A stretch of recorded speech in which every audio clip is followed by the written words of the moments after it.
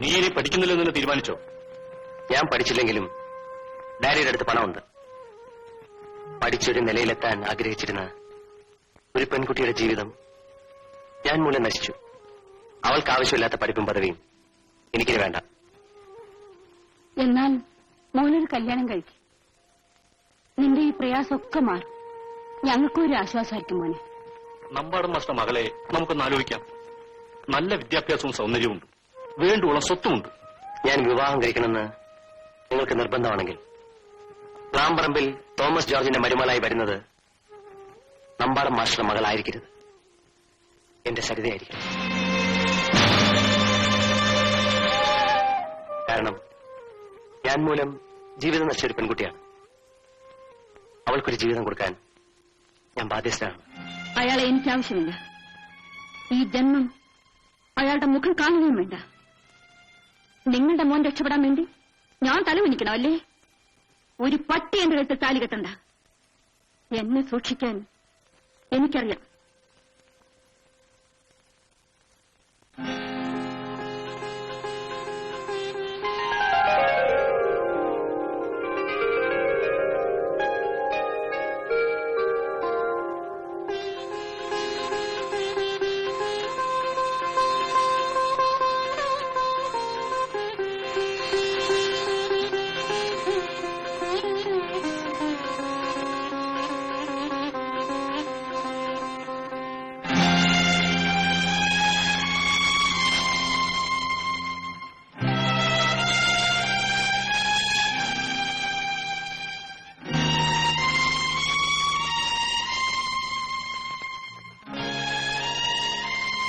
James എന്തിനാ ഈ നിലയിലൂടെ വന്നത്?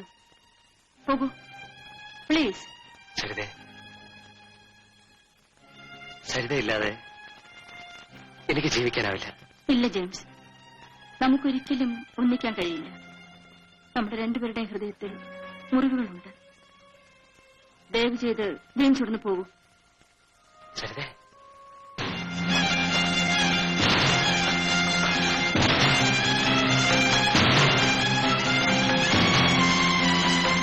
എനിക്കതാ തണ്ടി. ഇനി മേലിൽ നിന്നെ ഇവിടെ കാണും കണ്ടാൽ അടിച്ചു നിന്ന് വെല്ലി ഞാൻ ഓടിക്കും. ഇവനല്ലേടി നിന്റെ കഥാനായകൻ.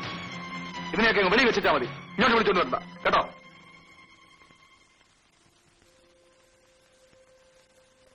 നിങ്ങളെന്താ ഒന്നും മിണ്ടാതെ നിൽക്കുന്നത്? ഇതെല്ലാം അടച്ചുപൂട്ടി എങ്ങനെയാ ചന്ദ്ര വരുന്നത്? എന്നാൽ ആ ക്രിസ്ത്യാനി ചെറുക്കനെ കയറ്റി താമസിപ്പിച്ചോ. ഞാൻ അല്പം അഭിമാനമുള്ളവനാ. നാട്ടുകാരുടെ മുഖത്ത് നോക്കാനൊക്കാത്ത വിധത്തിലോ ഒന്ന് വരുത്തി വെക്കരുത്. ഞാൻ പറയുന്നതനുസരിച്ചാ നിങ്ങൾക്കാ നല്ലത്. പിന്നെ ഞാനുണ്ടെന്ന് പറഞ്ഞ് അങ്ങോട്ട് വരുമൊന്നും വേണ്ട. വരി നമുക്ക് പോ. ഇവിടെ നിന്നും ഏത് വിധേനം രക്ഷപ്പെടുക. അല്ലെങ്കിൽ ഒരുപക്ഷെ ജെയിംസിന്റെ മുമ്പിൽ തോൽവി സമ്മതിക്കേണ്ടി വരും. അയാൾ പശ്ചാത്തപിക്കാൻ തുടങ്ങിയിരിക്കുന്നു. ചേട്ടാ,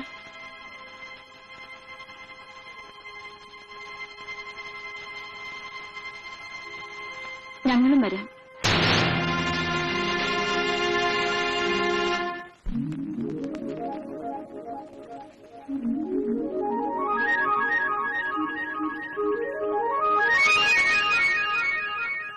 ഇവിടെ വന്നിങ്ങനെ എത്ര നാളാ ചുമ്മാതിരിക്കുന്നത്? സരിതയ്ക്ക് എന്തെങ്കിലും ഒരു വഴി ഉണ്ടാക്കണ്ടേ കുഞ്ഞെ? ശരി, ഞാൻ ശ്രമിക്കാം. അവളെവിടെ? അവിടെ കൂടെ പഠിച്ചൊരു കുട്ടി ഇവിടെ അടുത്തുണ്ട്. അവളെ കാണാനെന്നും പറഞ്ഞു പോയതാ. ഞങ്ങൾ ഇനി പോകുന്നില്ല. ചേട്ടൻ പോണ്ടെന്ന് പറഞ്ഞു. അപ്പൊ അവിടെയുള്ള വീടോ? അവിടെയുള്ള വീട് വിറ്റിട്ട് ഇവിടെ വേറെ വാങ്ങാന്ന് പറഞ്ഞു. നീ ഇരിക്കെ, ഞാൻ പോയി കാപ്പിട്ടു. ശരി.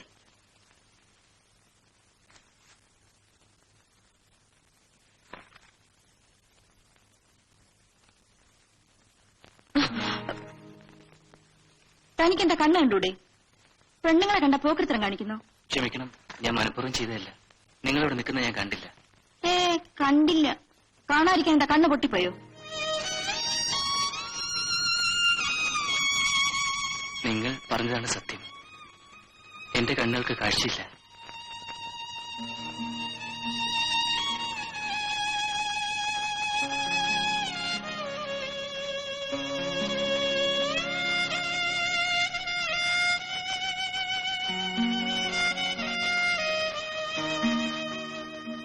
ചേട്ടാ, എന്താ ചേട്ടാ? രേഖ, എനിക്കൊരു തെറ്റ് പറ്റി. ഞാൻ അറിയാതെ ഇവരുടെ ദേഹത്തൊന്ന് മുട്ടി. ഇതാരാ രേഖ? ഞാൻ പറയാറില്ലേ എന്റെ ഒരു കൂട്ടുകാരിയെ പറ്റി, സരിത. ആ, സരിത. ദൈവം എന്നെ ശിക്ഷിച്ചത് ഇങ്ങനെയായിപ്പോയി, എല്ലാവർക്കും വെറുക്കാൻ വേണ്ടി. ദൈവം എന്നെ ശിക്ഷിച്ചത് ഇങ്ങനെയായിപ്പോയി, എല്ലാവർക്കും വെറുക്കാൻ വേണ്ടി. ദൈവം എന്നെ ശിക്ഷിച്ചത് ഇങ്ങനെയായിപ്പോയി, എല്ലാവർക്കും വെറുക്കാൻ വേണ്ടി. ദൈവം എന്നെ ശിക്ഷിച്ചത് ഇങ്ങനെയായിപ്പോയി, എല്ലാവർക്കും വെറുക്കാൻ വേണ്ടി.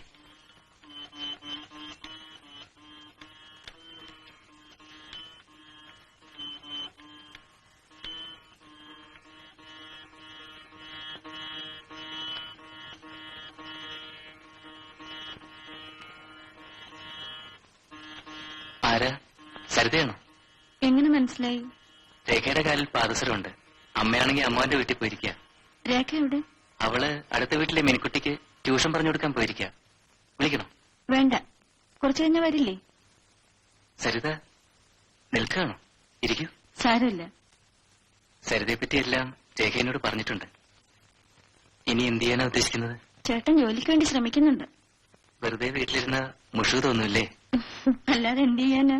എന്റെ അനുഭവം കൊണ്ട് ചോദിച്ചതാ. ബാലേട്ടൻ വീണ വായിക്കുമല്ലേ? കുറേശ്ശെ. പാട്ട് പാടുവോ?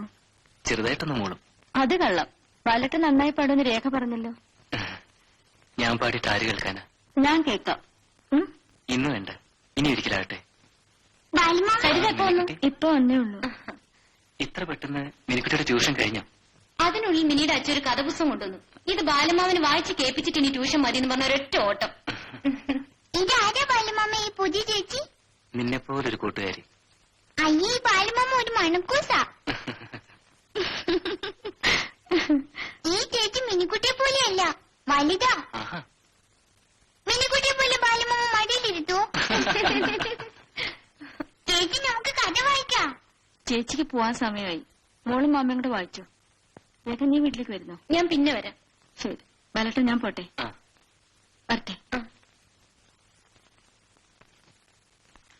മമ്മി കേട്ടോളൂ, ഒരു കുറുക്കനെ ഉടുപ്പിടിച്ച കോഴിയുടെ കഥ. ആ, ആ, ആ. ജീവിതത്തിന്റെ ഒരു വഴിത്തിരിവിലാണോ താൻ ബാലേട്ടനെ കണ്ടുമുട്ടിയത്? തന്റെ വിവാഹത്തെപ്പറ്റി ചേട്ടനും ചേച്ചിയും അമ്മയുമെല്ലാം അടിക്കടി ഓർമ്മപ്പെടുത്തുന്നു.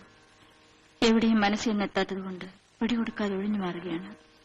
ബാലേട്ടനുമായുള്ള കൂടിക്കാഴ്ച എന്തെല്ലാമോ അറിയാതൊരു ആത്മബന്ധം ഹൃദയത്തിൽ വളരുന്നത് പോലെ തോന്നുന്നു. ആ കണ്ണുകളിൽ കാണുന്ന നിഷ്കളങ്ക ഭാവം തന്റെ ഹൃദയതന്ത്രികളിൽ പുതിയ സ്വരങ്ങൾ മീട്ടുന്നില്ലേ? കണ്ണുകളിൽ ഇരുട്ട് പറഞ്ഞിരിക്കുന്ന അദ്ദേഹത്തിന്റെ ഹൃദയം നിറയെ സ്നേഹമല്ലേ? ഇന്ന് തനിക്ക് കിട്ടാതിരിക്കുന്നതും അതല്ലേ? ഒരു പക്ഷേ ബാലേട്ടന്റെ മനസ്സിൽ തനിക്ക് കടന്നുകൂടാൻ കഴിഞ്ഞിരിക്കുമോ? തന്റെ ഉള്ളിന്റെ ഉള്ളിൽ ആ രൂപം പതിഞ്ഞു കഴിഞ്ഞില്ലേ? എന്താ പെണ്ണെ സന്ധ്യയ്ക്ക് എവിടെ ഇരുന്ന് സ്വപ്നവും കണ്ടുകൊണ്ടിരിക്കുന്നത്? ചേട്ടൻ പറഞ്ഞ കാര്യം നമുക്കൊന്ന് ആലോചിക്കാം. ചേട്ടന്റെ ഓഫീസറാ. രണ്ടാം കെട്ടാണെങ്കിലും ചീത്തപ്പേരില്ലാണ്ട് ജീവിക്കാമല്ലോ. എന്നെ ബലി കൊടുക്കാൻ അമ്മയ്ക്ക് ധൃതിയായില്ലേ? മോളെ, നമുക്ക് ചോദിക്കാനും പറയാനും ആണുങ്ങളായിട്ട് ആരുമില്ല. നിന്നെ ആ ക്രിസ്ത്യാനി ചെറുക്കനെ പറ്റിയുള്ള പരദൂഷണം അറിയാത്തവരായി ആരാ ഉള്ളത്? നല്ലൊരു ബന്ധുതയുണ്ടാകാൻ നിന്റെ ജാതകത്തിൽ പറഞ്ഞിട്ടില്ല. മനസ്സിന് ഇഷ്ടപ്പെടാത്തൊരു വിവാഹ ജീവിതം വേണമെന്ന് ജാതകത്തിൽ പറഞ്ഞിട്ടുണ്ടോ മേ? മോളെ, നിന്നോട് ഞാൻ തർക്കിക്കുകയല്ല. നിനക്ക് ബുദ്ധി ഉപദേശിക്കേണ്ട ആവശ്യവുമില്ല. ആ, ചേട്ടൻ വരാറായി. നീ ആ വിളക്കൊന്ന് കത്തിച്ചേ. വാ. ദീപം ദീപം ദീപം ദീപം